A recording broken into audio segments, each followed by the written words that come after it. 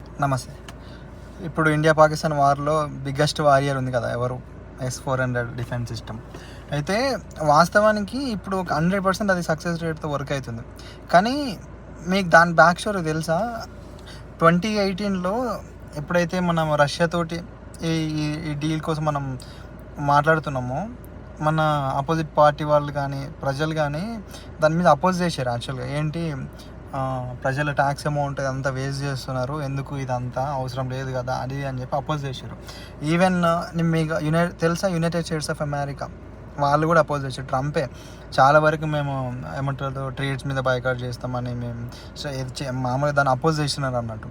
కానీ దాని back end ఎప్పుడైతే 2018లో యూనియన్ మినిస్టర్ ఆఫ్ డిఫెన్స్ ఉన్నారు కదా, శ్రీ మనోహర్ పారికర్జీ, అప్పుడు డిఫెన్స్ మినిస్టర్, ఆయన ఈ డోల్ని ఎట్లీ పరిస్థితుల్లో జరగాలని చెప్పి దాన్ని ముందుకు తీసుకెళ్ళారు.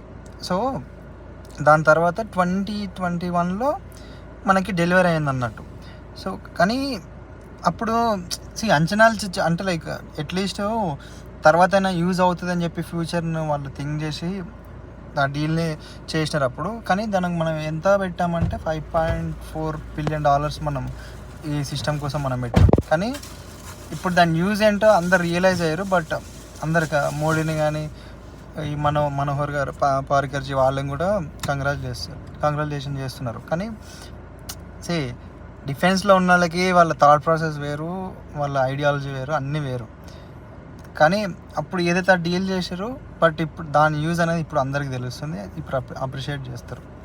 సో నా అప్రిషియేట్ మనోహర్ పారికర్జీ అండ్ అప్పుడు ఏదైతే సపోర్ట్ చేసిన వాళ్ళందరికీ కంగ్రాచులేట్ చేస్తూ సపోర్ట్ ఇండియన్ ఆర్మీ టూ.